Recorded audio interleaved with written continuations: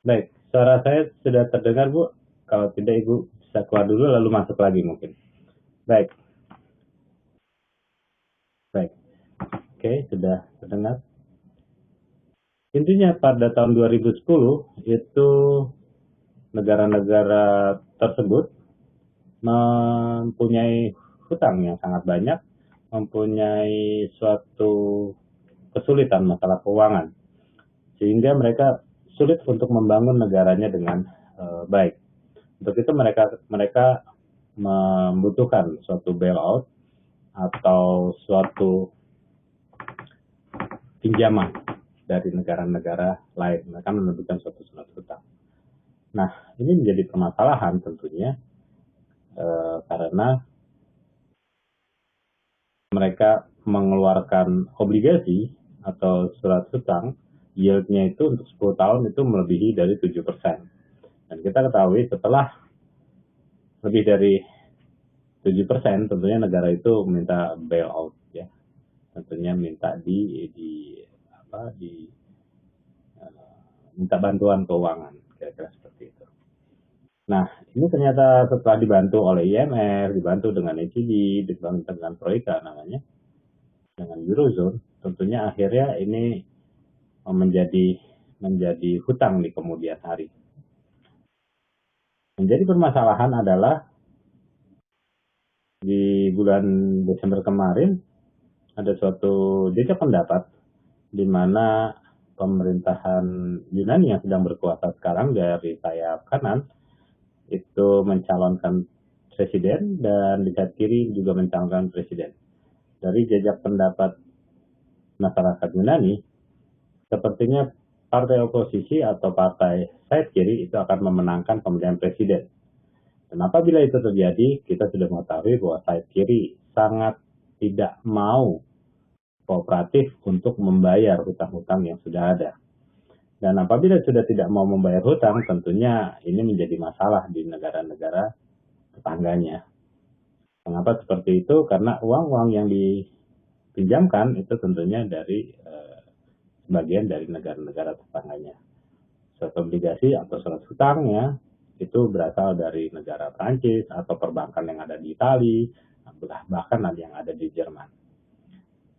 Dengan Yunani tidak bisa membayar hutangnya, itu berarti Yunani harus keluar dari Eurozone. Dan apabila ini terjadi, maka ini merupakan suatu model yang terbaru untuk ngemplang hutang, ibaratnya tidak mau bayar hutang. Dan apabila ini diteruskan, tentunya akan merembet kepada Portugal, Spanyol, yang mereka juga bisa keluar dari Euro tanpa harus membayar hutang. Dan ini menjadi rumit karena Euro Central Bank secara konstitusi tidak dapat membail out, tidak dapat membantu negara tersebut dengan keuangan yang ada. Bukan berarti ECB tidak mempunyai uang, karena pada prinsipnya kalau memang kekurangan uang, saat ini semua negara bisa mencetak uangnya tanpa harus melihat cadangan emas. Banyak orang mengenalnya sebagai kebijakan moneter ultra longgar atau quantitative easing yang telah pernah dilakukan oleh Inggris dan Amerika melalui banknya The Fed dan melalui Bank of England. Dengan melancarkan QE, tentunya negara-negara tersebut sampai saat ini masih bisa survive. Permasalahan terjadi adalah ECB tidak bisa mencetak uang seperti Amerika dan seperti Inggris. Mengapa? Karena dalam konstitusinya ECB dibentuk itu untuk mengatur suatu regulasi, bukan untuk membail out suatu negara. Jadi membantu keuangan suatu negara. Sudah tidak ada jalan lain, inflasi terus turun. Di Desember itu inflasinya sudah mencapai 0,3%, mendekati deflasi, dan disinyalir pada bulan Januari ini itu inflasinya bisa mendekati minus 0,2%. Dan ini sangat-sangat merepotkan tentunya.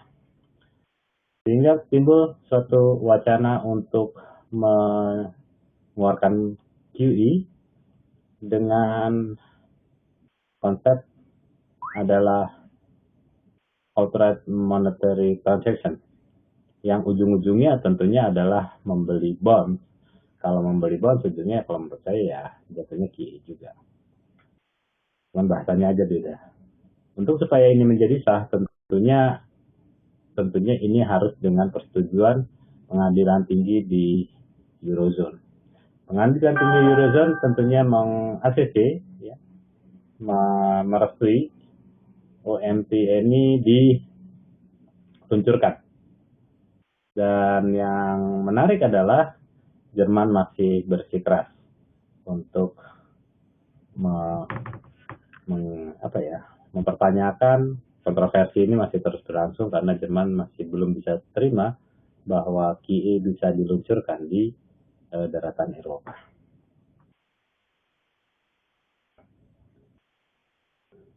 Baik, Bapak dan Ibu, ada pertanyaan masalah Eropa, masalah Eurozone?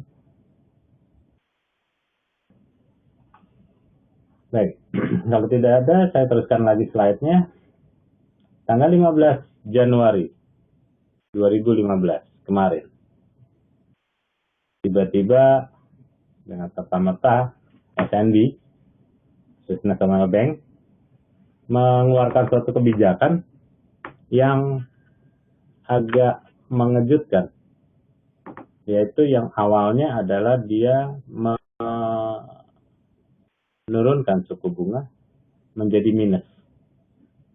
Jadi Bapak dan Ibu kalau naruh uang di Swiss, itu bukan dapat bunga tapi malah kena bunga.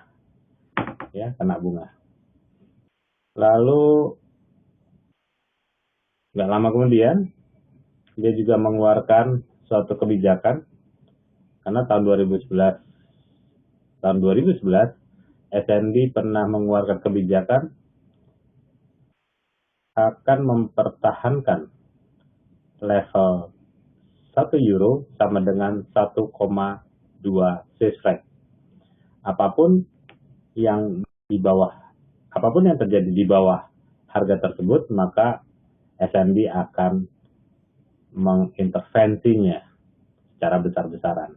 Sehingga kalau Ibu dan Bapak lihat Euro Swiss pada saat itu mendekati 1,2, langsung dia naik lagi, langsung melemah lagi Swissnya. Pada tanggal 15 Januari kemarin, apa yang terjadi? SNB melepaskan batas bawah 1 euro sama dengan 1,2 Swiss. Yang terjadi adalah 18.641 pips dalam waktu 2 menit. Itu artinya apabila Bapak dan Ibu bertransaksi 1 lot, itu Bapak dan Ibu bisa mengantongi uang sebesar 186 juta dalam hitungan menit atau detik. Ini yang terjadi, ini adalah grafik yang terjadi, ini adalah respon pasar bahwa kita bisa lihat selama ini Swiss itu berusaha untuk menahan batas bawah daripada euro. Tapi melihat keadaan ini dan melihat beberapa hari ke depan ternyata sepertinya deal-nya tidak akan berhasil, dan mau tidak mau Eropa dalam keadaan yang melemah terus, sehingga tidak ada, menurut Swiss, tidak ada jalan lain selain QE diluncurkan. Ini signal ini ditangkap oleh SNB, dan SNB mencabut batas bawahnya sehingga euro mau kemana saja silakan saja, ya. Dan itu artinya bahwa SNB jauh lebih tahu daripada kita sebenarnya. Informasinya dia jauh lebih lengkap daripada kita, sehingga market bereaksi sangat kuat di Swiss. Langsung Swissnya menguat dan euronya juga melemah. Jadi akhirnya kalau kita bisa lihat, euro akan di-cross terhadap semua mata uang yang ada. Jadi Bapak dan Ibu bisa melihat, euro itu di-cross di semua pair yang ada. Jadi kadang-kadang Bapak dan Ibu melihat ya, bahwa euronya turun, ya, tapi pound sterlingnya nggak mau turun gitu, atau turunnya lambat, itu karena di-cross tuh. Itu di-cross, Pak. Jadi cross rate-nya bermain. Jadi euro pound sterlingnya turun, sehingga euronya turun, pound sterlingnya tertahan. Ya. Tapi apabila cross rate-nya balik, pasti pound sterlingnya akan berbaliknya juga lebih cepat. Kira-kira seperti itu. Inilah yang membuat harga-harga menjadi seperti stuck yang lainnya, karena semuanya perhatiannya tersedot kepada euro. Euro dan Swiss menjadi trending topic untuk para pelaku pasar saat ini. Bu Ria menanyakan, berarti besok siap-siap sell euro nih. Baik. Euro Central Bank besok jam 8.30 akan mengadakan meeting. Apakah betul dia akan mengeluarkan QE atau tidak? Ya. Tentunya ini akan sangat menarik sekali untuk bertransaksi, dan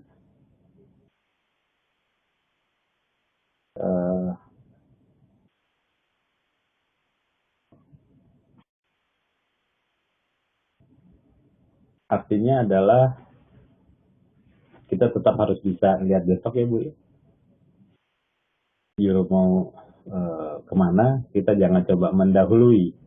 Kalau menurut saya, kita juga jangan terlalu mendahului keputusan yang ada. Ada beberapa konsesi yang harus diperhatikan,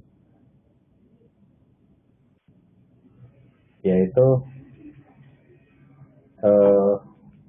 bentar ya Bu ya, repot nih kalau banyak. Oke.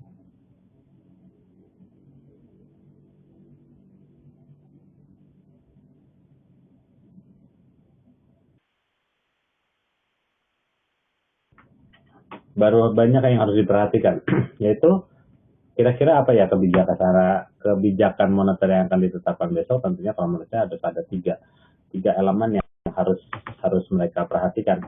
Yang pertama itu adalah mereka harus perhatikan kebijakan itu meliputi adalah hutang negara di Eurozone akan direstrukturasi untuk meringankan Yunani dan Spanyol.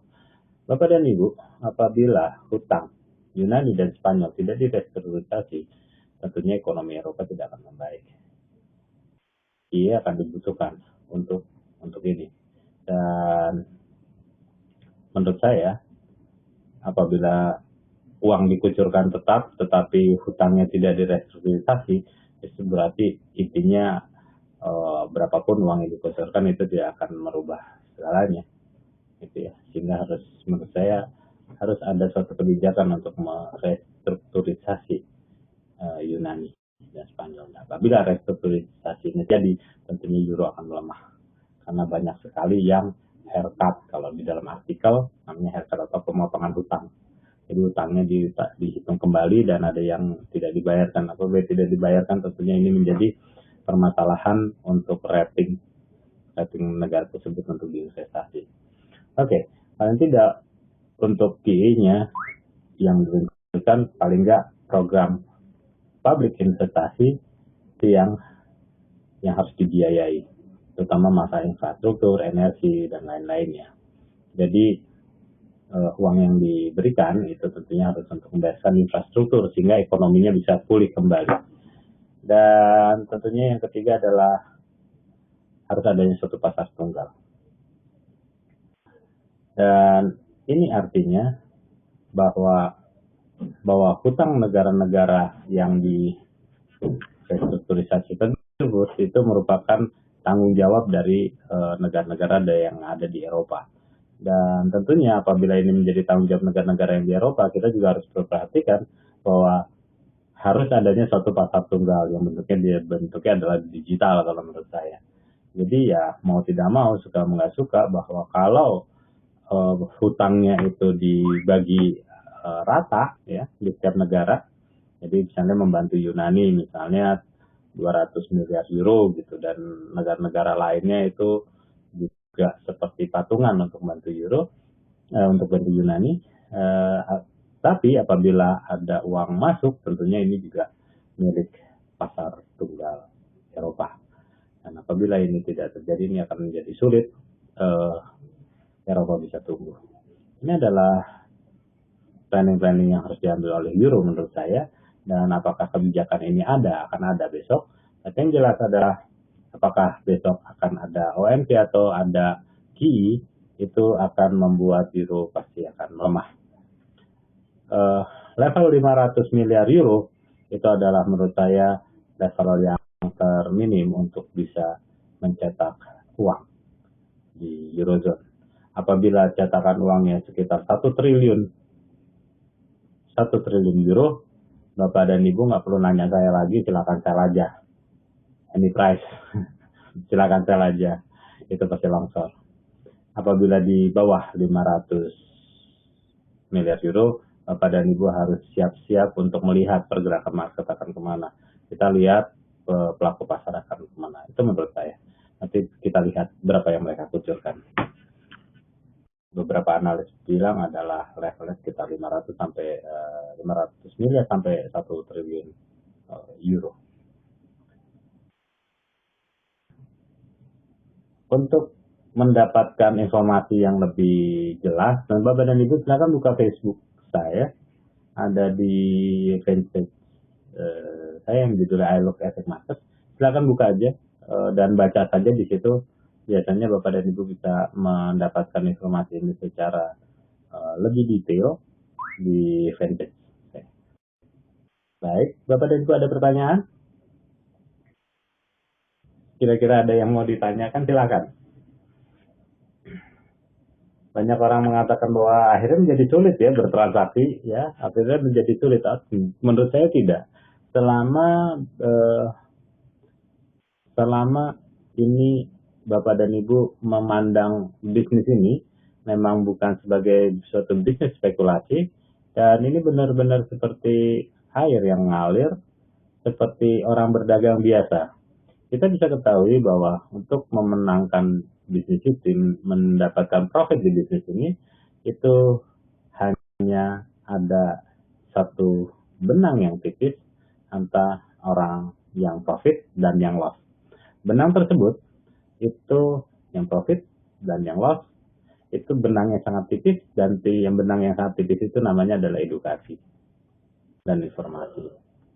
Apabila edukasinya tidak sampai, tentunya yang loss jauh lebih banyak daripada yang profit. Dan apabila informasinya juga kurang lengkap, tentunya masih banyak yang loss dibandingkan yang profit.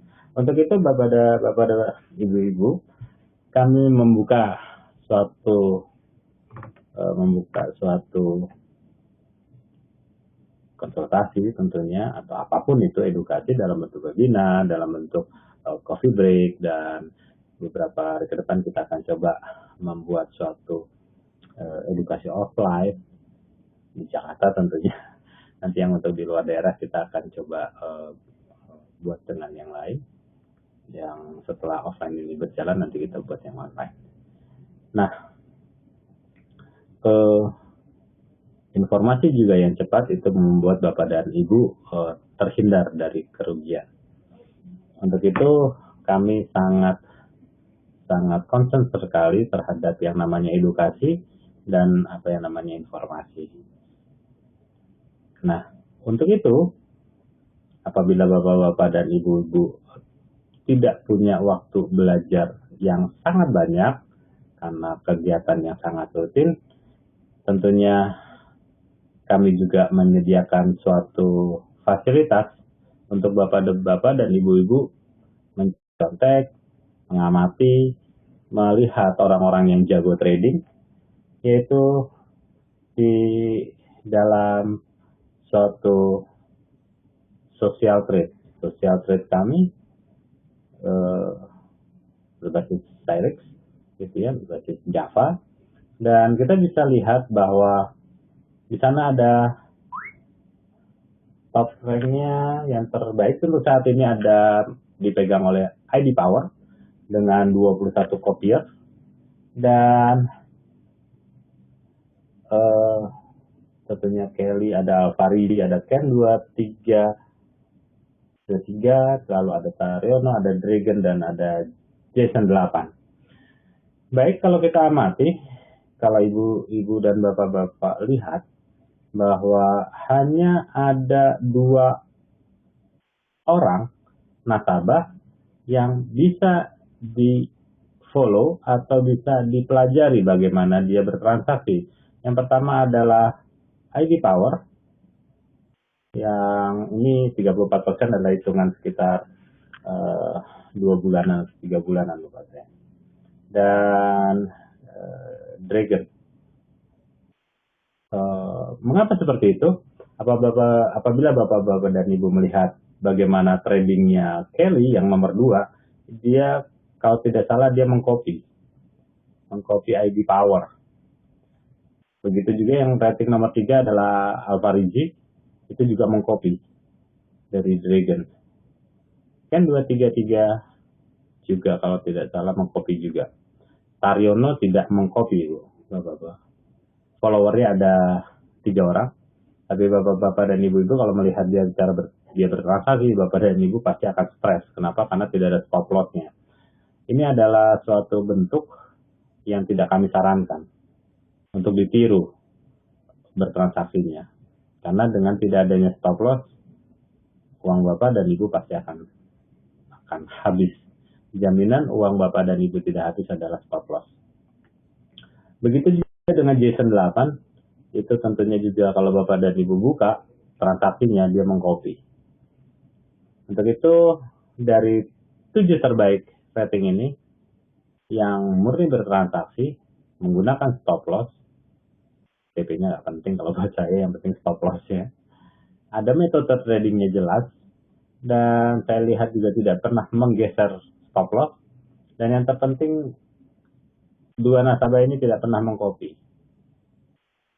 Dengan follower lebih daripada 10 orang, maka kami akan coba memberikan suatu appreciate, penghargaan kepada master-master yang tidak mengcopy. Pertanyaannya, kalau nyontek boleh nggak? Kalau nyontek boleh, yang penting jangan copy from. Jadi misalnya mau menyontek, posisinya sama atau lebih baik atau lebih jelek, silakan saja, nggak masalah gitu ya. Silakan saja, itu nggak masalah sekali. Yang penting adalah menggunakan SL, metodenya jelas, dan kopiernya lebih daripada 10. Silakan saja mendaftar untuk menjadi master. Kirimkan ke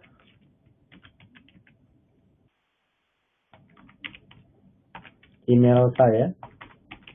Kenapa harus ke email ini? Karena kita ketahui bahwa master-master ini yang dari kami, tentunya kami tidak akan expose.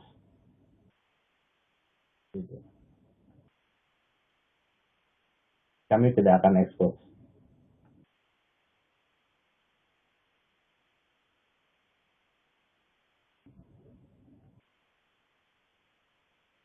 Karena kami tidak akan expose, karena sehingga kami akan tutupi keberadaannya.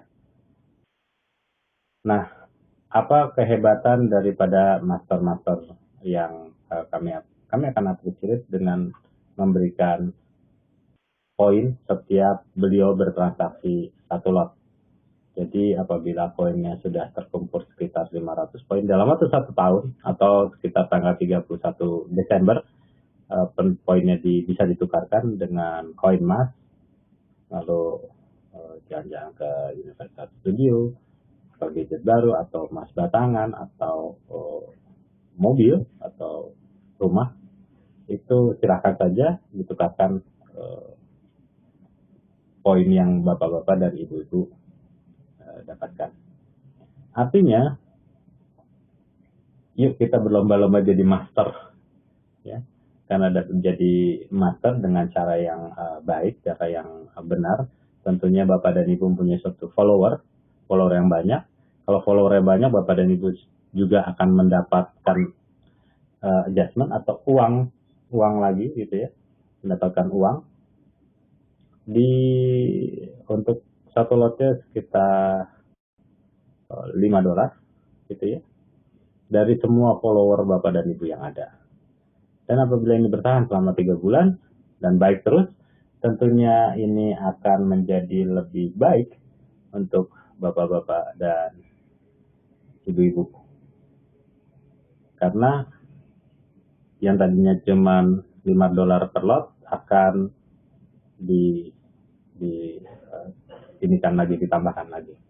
Pak David mengatakan euro jam up. Ya. Kalau Bapak dan Ibu lihat, ini kita lihat saja apakah master kita sudah trading dengan memanfaatkan euro yang turunnya cukup drastis seperti ini. Kita lihat, saya sedang buka Cyrix-nya ya.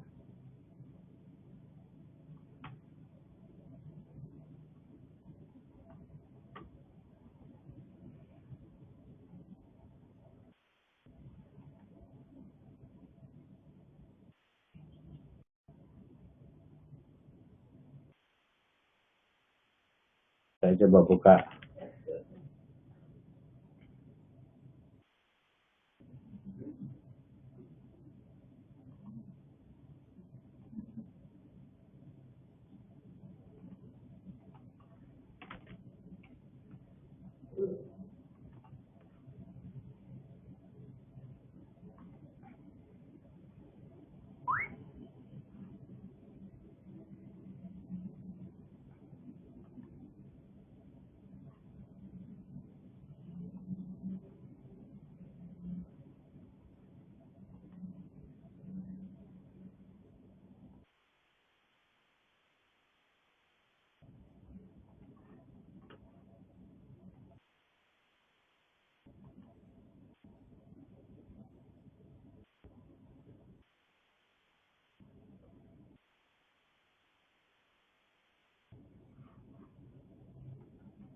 Baik, Bapak dan Ibu ada yang mau ditanyakan?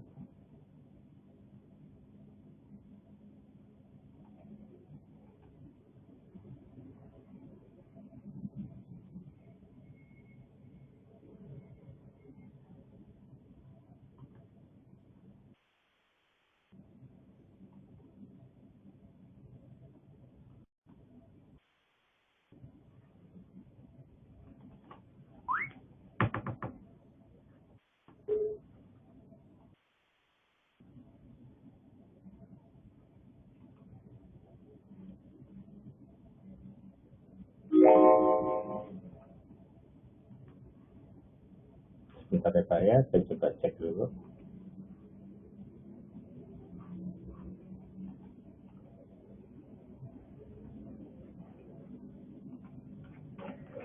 Baik.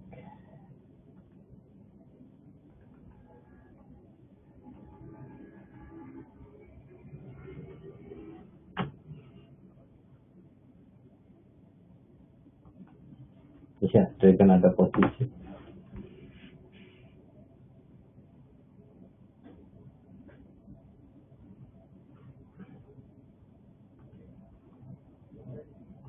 Oke, Pak Sugi. Bagaimana dengan range euro CE dijalankan tetap pasti lebih, Pak. Pasti lebih.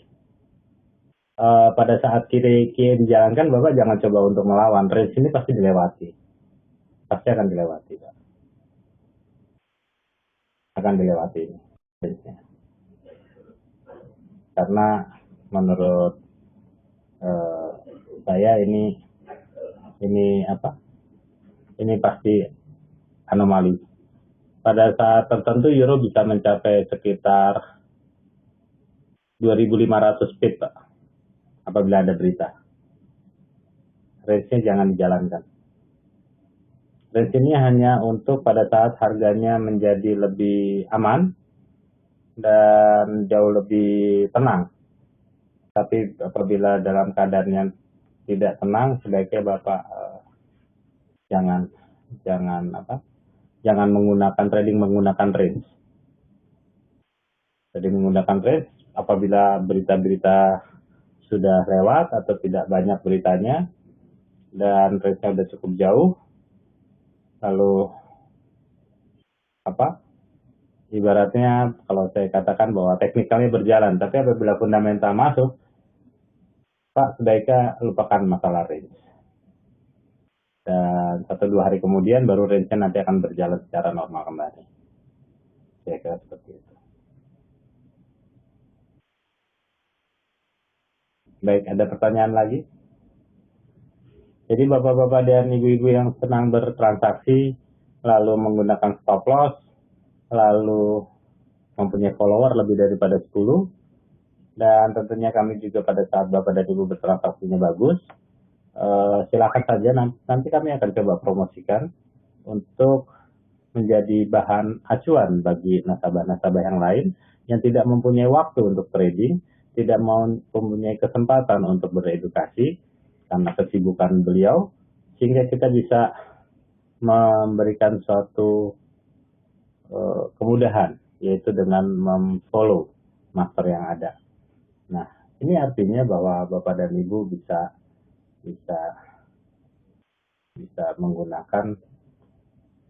menggunakan fasilitas copy trading ini menjadi jauh lebih baik. Baik, Bapak dan Ibu, ada pertanyaan?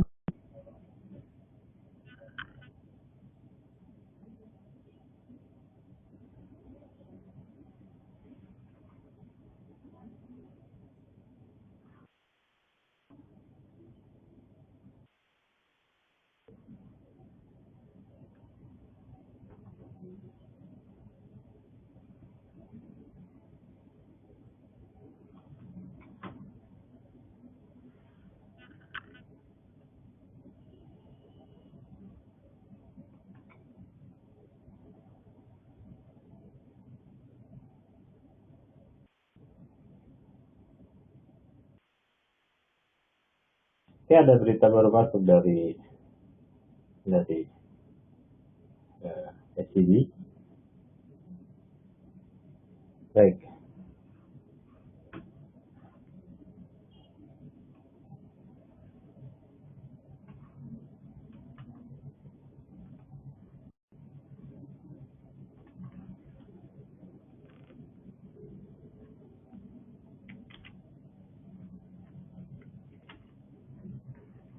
Ini dari Bloomberg. Yang barusan saya terima. Bentar ya Pak ya, saya cek dulu.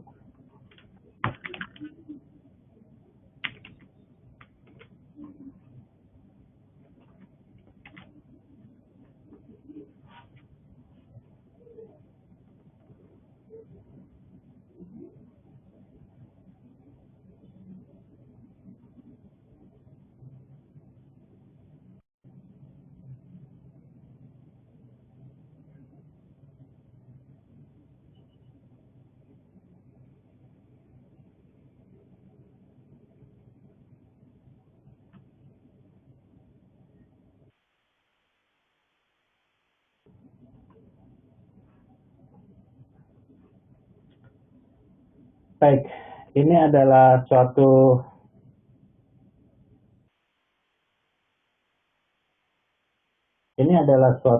rumor yang diterima oleh Bloomberg. Jadi ada kantor berita Bloomberg mendapatkan bocoran bahwa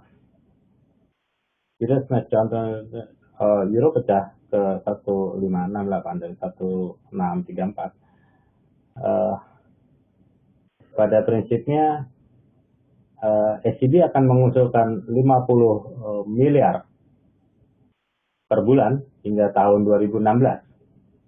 Lalu Pembelian akan difokuskan pada obligasi pemerintah dan tidak akan dimulai sebelum Maret.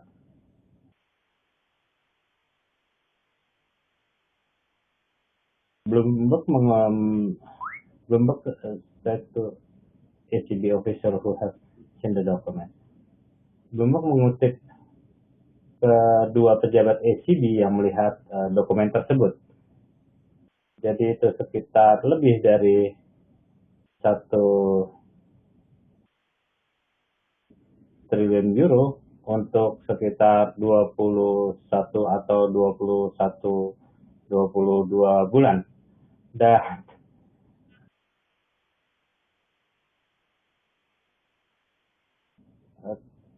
intinya ini rumor ya Pak ya.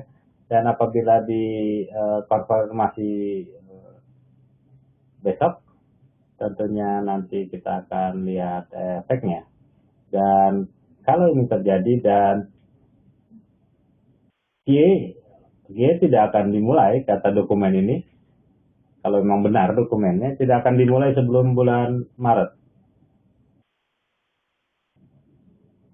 Jadi lebih dari Maret itu sebabnya akhirnya euro bereaksi. Apapun yang dilakukan oleh ECB, ujung-ujungnya adalah QE. Ini yang penting, Pak.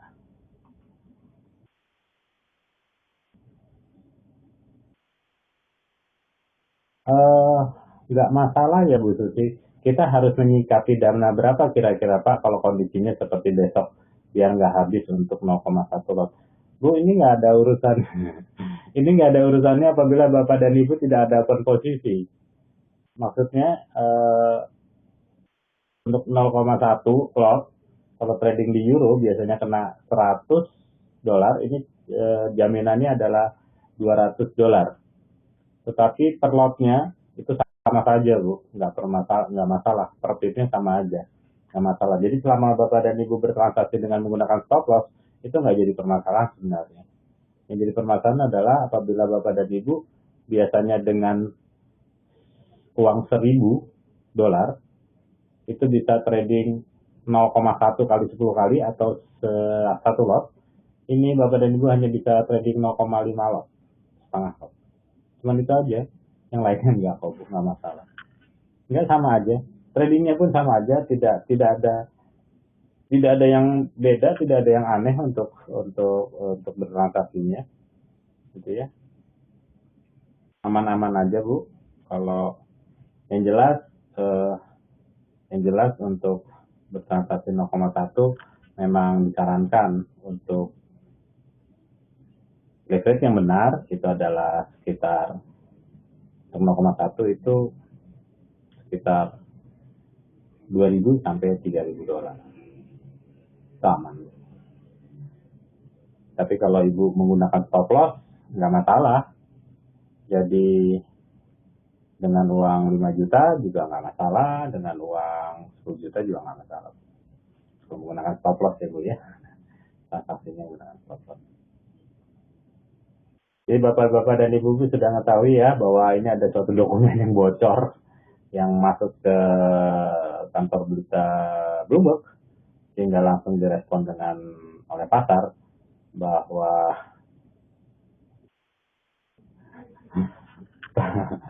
Pak Sugi, kita mau besok tunggu sign dari komandan bukan dari ECB. Enggak lah Pak, intinya kita sama-sama, kita trading sama-sama. Saya juga bukan dewa yang bisa tahu harga mau kemana. Tetapi intinya cuma satu, bahwa saat ini memang orang masih ragu untuk menyimpan euro. Lebih baik mata uang yang lain atau dolar. Atau yang Bapak sedang kenceng-kencengnya berfluktuasi naik dengan baik tentu adalah gold ya Pak, emas. Karena kita sudah tahu bahwa kalau dalam keadaan negara itu dalam keadaan krisis, dalam keadaan kekacauan, keadaan tidak pasti, tentu safe haven yang akan dicari. Safe haven di sini tentu adalah gold, dolar, yen, dan Swiss franc. Itu yang akan dicari. Itu sebabnya Swiss franc-nya terus menguat ya, karena yen sama Swissnya terus menguat karena karakternya dia sebagai safe haven tentunya Pak.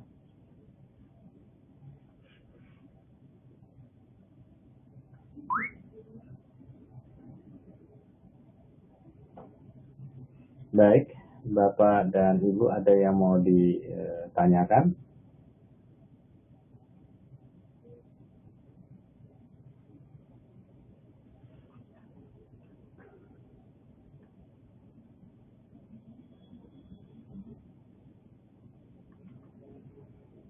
Saya belum lihat ID. Ini adalah satu rumor. Beneran hanya rumor, ada baik lagi ke harga yang sama. Si siapa? Euronya.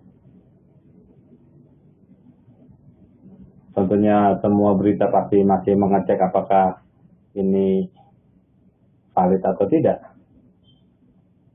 beritanya. Oke.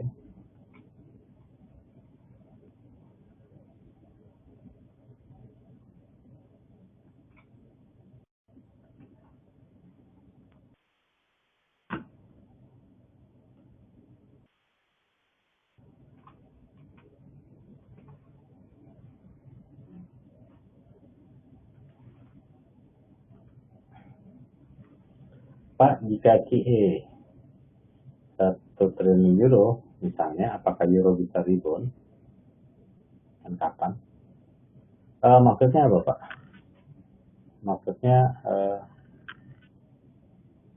1 triliun tentunya tidak akan dikeluarkan secara langsung ya Pak ya, pasti akan bertahap gitu ya. Yang penting jumlahnya berapa per bulan yang akan dikucurkan. Kita pernah lihat bahwa Amerika mengkucurkan yang tadinya unlimited setiap bulannya menjadi hanya sekitar 85 miliar US dollar setiap bulannya, lalu dipotong akhirnya tapering dan kemarin tahun 2014 di bulan November atau Oktober itu diselesaikan sama dia. Jadi ini kalau lihat bocorannya itu adalah sekitar 50 miliar euro ya. Tentunya ini menjadi suatu hal yang menarik kalau menurut saya untuk kita lihat bersama berapa besarnya Pak, kalau menurut saya berapa besarnya itu kita bisa lihat besok, dan berapa lamanya. Makin lama QE digelontorkan, tentunya ini makin membuat Oke, pertanyaan saya mungkin begini Pak, dengan Eropa melemah, sebenarnya apakah Eropanya akan menjadi rugi? Apakah Eropanya akan menjadi masalah Pak? Bagaimana menurut Bapak? Apakah dengan dia QE terus dia mempunyai masalah?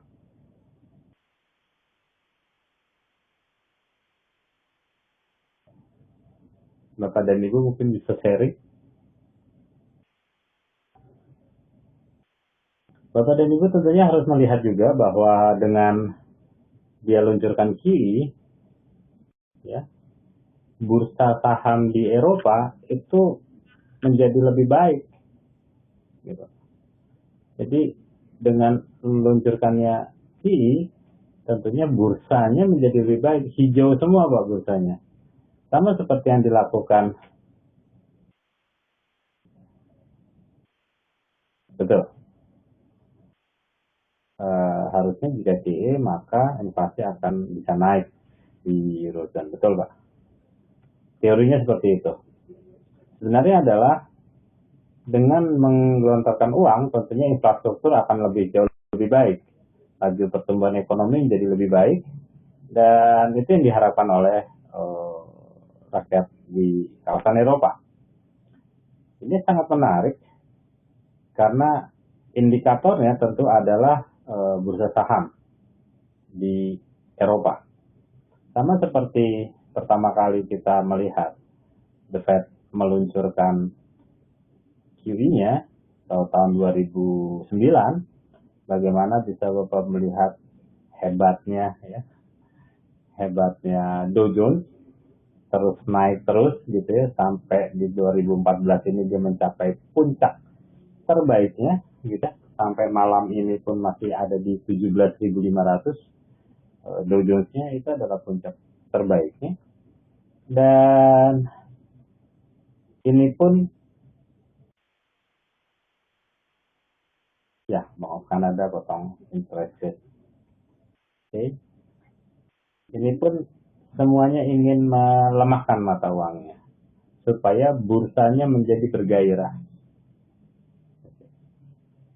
Dan untuk kedepannya memang kita melihat bahwa pertumbuhan ekonomi masih akan sulit kalau menurut saya. Dengan sulitnya pertumbuhan ekonomi dunia, itu membuat semua menjadi sulit apabila dia tidak melemahkan mata uangnya. Apabila melemahkan mata uangnya, sehingga suku bunga banknya menjadi rendah, artinya lantai bursa menjadi ramai. Orang banyak berbisnis. Orang tidak menyimpan dananya di bank.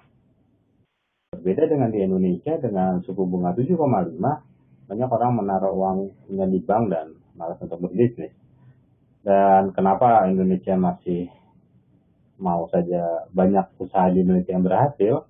Tentunya ini karena inflasinya juga sekitar 7% inflasi di negara ini. Jauh-jauh lebih baik negara ini dibandingkan negara-negara Eropa saat ini. Jadi tidak terlalu buruk kalau menurut saya negara kita, dan kita justru sekarang sedang mengendalikan inflasi, dan tetapi juga tidak repot juga mengendalikan inflasi pada saat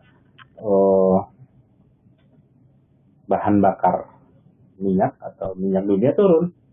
Sekarang sampai di 46 dolar per barrel, dan menurut saya untuk beberapa bulan ke depan trennya masih turun untuk minyak. Kenapa? Karena kita melihat bahwa kemarin IMF sudah mulai memotong pertumbuhan ekonomi China menjadi 0,8, lalu pada tahun 2016 dia akan potong menjadi 0,3. IMF yang memotong, artinya bahwa memang laju pertumbuhan ekonomi dunia sedang turun atau sedang runyam. Itu problem, Pak. Menurut saya ini adalah satu problem yang sangat besar untuk dunia. Perlambatan yang signifikan membuat inflasi sulit untuk naik, dan ditambah lagi dengan harga minyak dunia yang tidak terlalu tinggi, itu juga membuat inflasi menjadi rendah, karena salah satu faktor yang membuat inflasi naik itu adalah harga minyak dunia. Oke, kira-kira Bapak-Bapak ada yang mau ditanyakan? Saya masih menunggu master trader yang lain untuk mendaftar, dan apabila hasilnya bagus, selalu mempunyai stop loss, tentunya secara otomatis bahwa pengikutnya itu akan menjadi lebih banyak.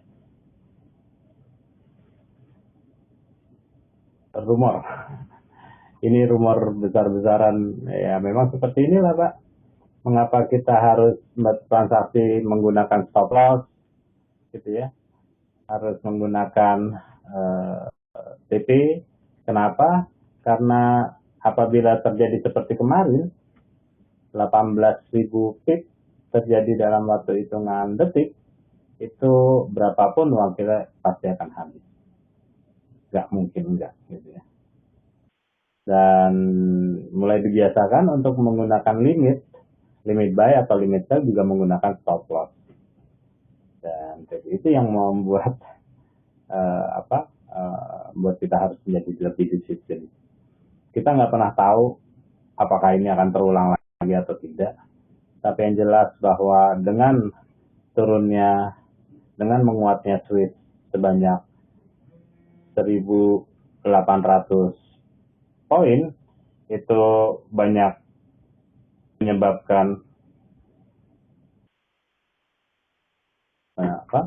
menyebabkan broker-broker di luar itu gulung tikar. Papari, FXCM, dan beberapa broker luar yang tentunya kita tahu pada saat dia collapse, tentunya yang terjadi adalah mereka adalah market maker.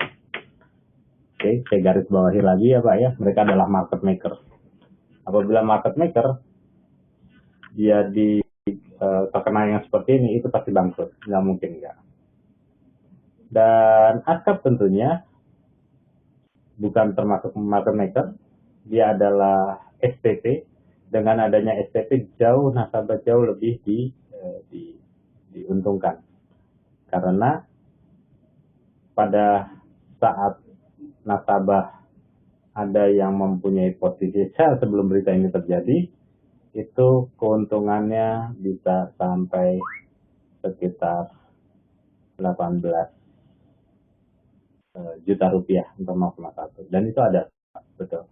Ada nasabah yang mempunyai open 2 sell di Swiss franc dan diberikan TP di 0,92, kena TP-nya di 0,84. Kalau bisa bayangkan ya Pak ya, dia sell, ditaruh TP di 0,92, tetapi di-ban oleh ASCAP itu di 0,84. Itu kalau misalnya market maker, itu pasti akan diberikan di 0,92 atau langsung di-delete, di-adjust dan segala macamnya, posisinya bisa dipindah. Di SPP nggak bisa Pak. Jadi kalau Bapak menggunakan TP dan harganya lompat seperti kemarin, Bapak akan kena di kedipan berikutnya. Kedipan berikutnya adalah di 0,84. Artinya Bapak punya keuntungan yang jauh lebih besar dan akan bayar itu. Jadi semua broker di luar itu di-ban semuanya, dan untuk beberapa lama juga likuiditas providernya ASCAP itu nge-ban posisi untuk Swiss. Dan tidak hanya di Indonesia, semua broker pasti nge-ban ini. Tetapi yang sudah punya posisi dan itu ada jam out, itu dibayarkan oleh ASCAP. Beberapa broker lokal yang menjadi market maker, besok pasti banyak pengaduan ya. Nasabahnya mengadu ke Bapepti, mengadu ke Bakti untuk komplain permasalahan karena posisinya tiba-tiba terdelete. Beberapa nasabah di broker-broker lokal sudah mencoba menanyakan kepada saya untuk bagaimana untuk memproses adanya broker yang sebagai market maker tapi legal. Dan saya hanya mengatakan bahwa setiap perselisihan antara nasabah dan broker silakan saja langsung dibawa ke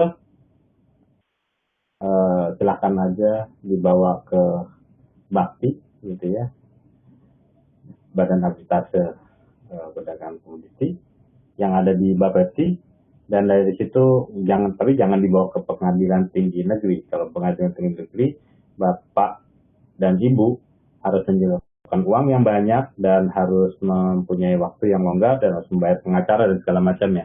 Di Bakti itu adalah satu pengadilan yang disediakan oleh Bapepti dan keputusannya sangat mengikat untuk broker dan untuk nasabah. Nasabah yang dirugikan silakan saja mengadukannya kepada Bakti, dan nanti semua bukti-buktinya akan dikumpulkan kepada Bakti oleh Bakti untuk diproses lebih lanjut, dan keputusannya adalah sah dan harus dipatuhi oleh nasabah dan broker. Dan saya hanya menyarankan itu kepada beberapa nasabah yang yang brokernya mengalami suatu kebangkrutan gara-gara sistem. Baik, Bapak-Bapak, nah ini juga ada Pak Toro memberikan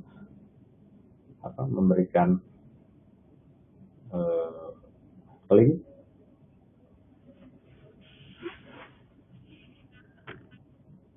Baik, Bapak dan Ibu ada yang ditanyakan?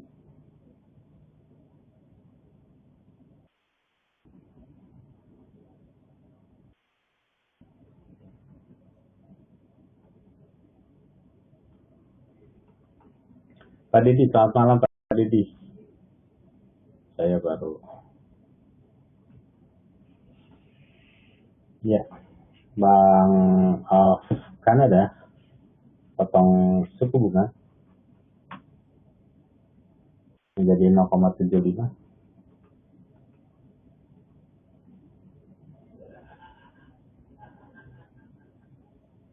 Tentunya dia akan melemah. Melemahnya Kanada tentunya adalah ke atas.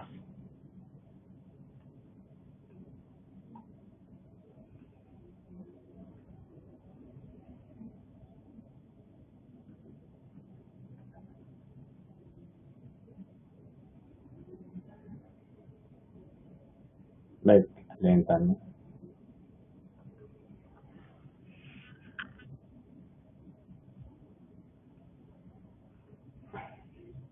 Oke, Pak Deddy, euro tadi sempat turun ke bawah sampai di 1.1561 ya. Pada saat harga masih ada di 1.162, dia turun ke 1.156. Itu karena ada rumor bahwa ada suatu berkas yang bocor. Yang isinya adalah ECB akan mengeluarkan QE sebesar 50 miliar euro dan tidak akan dikeluarkan sebelum bulan Maret. Ini akan mencapai di tahun 2016. Ini yang dokumen yang bocor itu dibaca oleh dari dua pejabat ECB. Ini yang langsung bereaksi, euronya langsung melemah, dan keluarnya Maret 2015. QE tidak akan diluncurkan sebelum bulan Maret 2016. Jadi seperti yang pernah terjadi, kayaknya QE nggak diluncurkan besok nih kayaknya. Kira-kira seperti itu. Oke.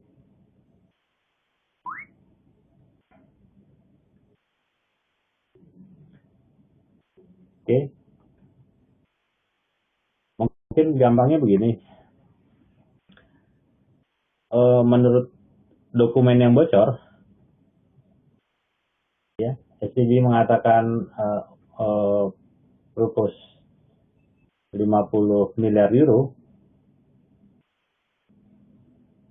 di 50 miliar euro per bulan sampai akhir 2016. Pembeliannya akan difokuskan pada obligasi pemerintah dan tidak akan dimulai sebelum bulan Maret.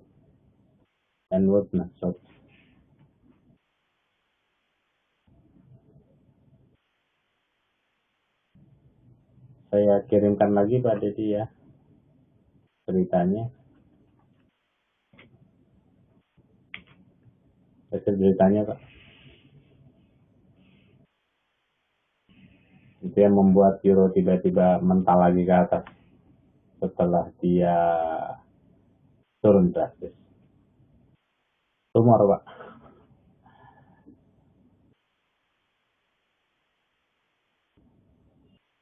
Kira-kira seperti itu. Bapak dan Ibu ada yang ditanyakan? Besok kita coba meeting kembali, dan betul-betul besok ini adalah pengumumannya, dan kita juga nggak tahu apakah disiarkan langsung apa enggak.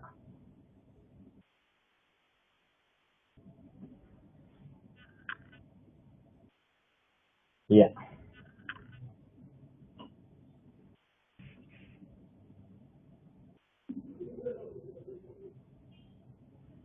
Tapi kalau saya lihat di sini Pak Dedi,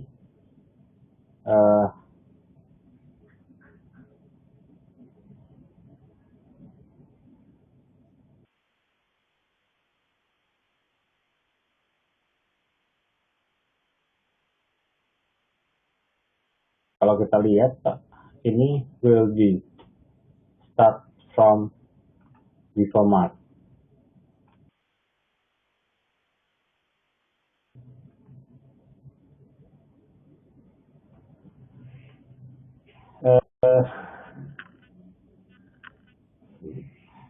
Enggak Pak, nggak nunggu sampai akhir. Jadi QA-nya sampai akhir 2016.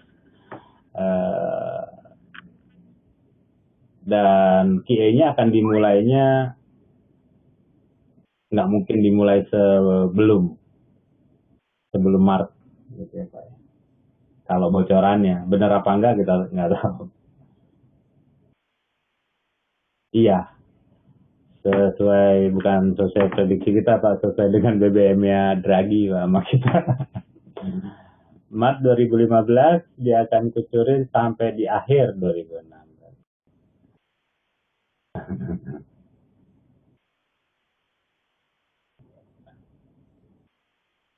Iya, kira-kira begitu Pak. Jadi seperti inilah, dan kita lihat saja besok ya Pak ya, apakah bocoran ini benar, gitu ya. Kita lihat juga harganya juga pasti akan start naik ya Pak. Belum ada yang berani mengatakan bahwa dia akan ini atau tidak, tapi yang jelas bahwa kalau mau kita trade dengan menggunakan technical, tentunya technicalnya masih ada peluang untuk turun ya Pak ya, masih ada peluang untuk turun, tinggal fundamentalnya saja.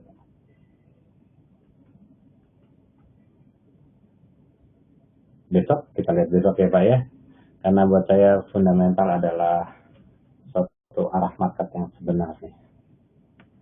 Baik, ada lagi yang mau ditanyakan Pak, Ibu, sebelum kita tutup dan kita besok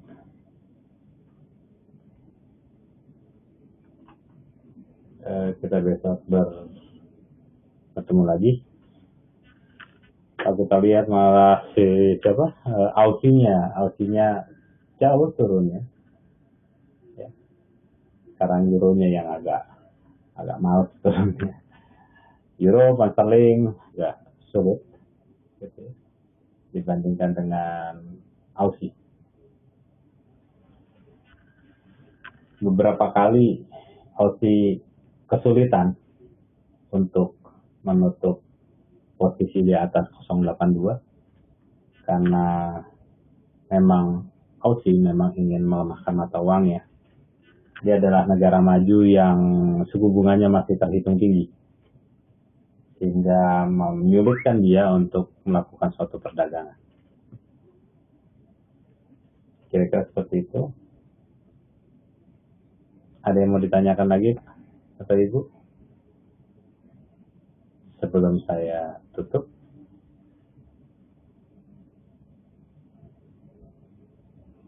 Baik, kalau tidak ada pertanyaan, besok kita akan ketemu lagi di meeting untuk melihat bersama apa yang dihasilkan oleh keputusan dari Euro Central Bank.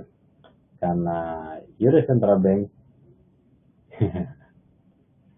ya Pak David, kita berdoa. Ya Pak David, saya udah lama sekali nih nggak ketemu sama Pak David. Kapan-kapan ya Pak ya, kita coba ngobrol-ngobrol lagi. Kita coba ketemuan lagi. Bapak sibuk sekali ya Pak ya. Nanti kapan-kapan kita ketemu sama Pak Jini, kita ketemu sama Pak Sugi, kita ketemu sama Pak Dedi, tapi ya jangan di kantor lah Pak. Kita ngopi-ngopi, kita coba makan siang untuk ngebahas masalah trading.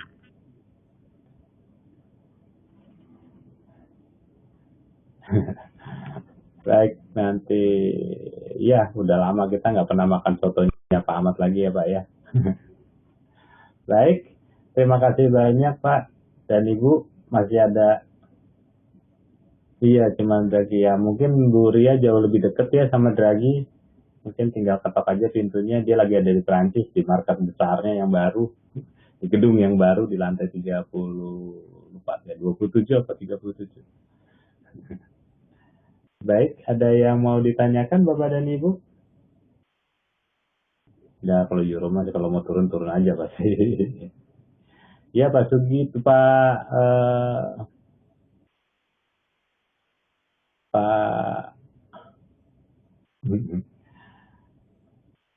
David, Pak Sugi itu belum pernah tuh ke sotonya Pak Mamat yang ada di Serpong ya Pak ya. Nanti kita bareng-bareng ya Pak. Ada Pak Dedi, ada Pak Dini, kita ketemunya di Serpong. Kita makan. Baik, nanti kita telepon-teleponan ya Pak ya. Baik, selamat malam untuk Pak David, Pak Dedi, Pak Toro, Bu Inge, selamat malam. Pak Jini, Pak Taswin, Pak Sugi, Bu Susi, selamat malam. Nanti kita ketemu lagi besok. Kita akan any meeting lagi besok. Selamat malam dan have a nice trading.